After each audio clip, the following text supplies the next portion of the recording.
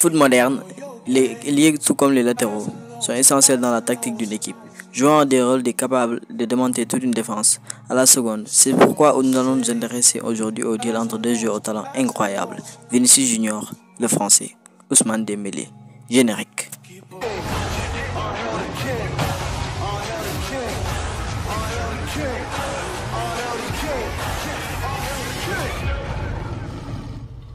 Maintenant, vous allez voir un régal.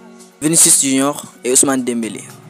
Quand on parle de ces deux joueurs, on a déjà le sourire. On va parler d'abord des statistiques. Chez Vinicius Junior, c'est pour l'instant 287 matchs, 72 buts et 52 passes décisives. Pour Dembélé, c'est 292 matchs joués pour 66 passes décisives et 70 buts marqués. Ces deux joueurs, avec une différence de 3 ans d'âge, ont de l'avenir, mais aussi, tout le monde le sait, bonne statistique même. Pour les buts, c'est Vinicius qui en a le plus, mais Dembélé pour les phases décisives dépasse largement le Brésilien, avec un écart de 18 passes décisives. Maintenant, les qualités individuelles.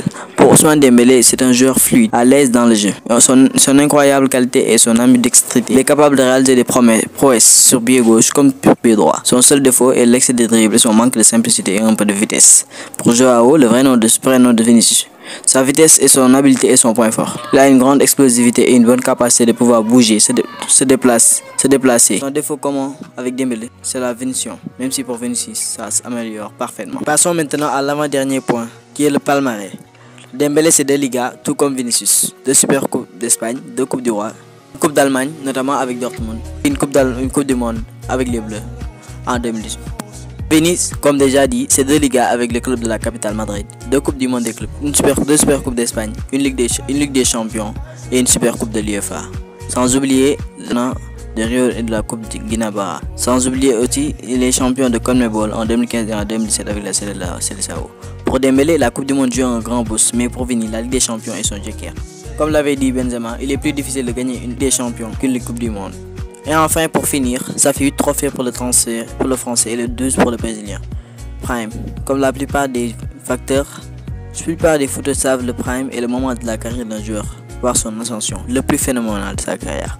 Pour Vinicius, son véritable commence avec les critiques, quand il s'est fait repris en 2021-2022, plaquant une vingtaine de buts et de passes décisives jusqu'à aujourd'hui même. Il continue. Pour Ousmane, tout le monde le sait, son ascension est bel et bien entre 2016 et 2018, quand il a explosé à Rennes, puis a explosé à Dortmund et formé un duo dantesque avec Aubameyang. Il enchaîne les dribbles, les bonnes performances, les masterclass bien sûr, les matchs de grande classe, avant de signer au FC Barcelone, avant de stopper par les blessures. Mais on se rappelle tous de ce poteau avec l'EDF, l'équipe de France, et ce but contre Tottenham, légendaire. Voilà, c'est la fin de cette vidéo. J'espère que ça vous a plu. Dites-moi en commentaire quel est le meilleur entre Vinicius et Ousmane Dembélé. Merci pour le soutien et nous on se retrouve dimanche prochain pour un nouveau numéro de Face à Face.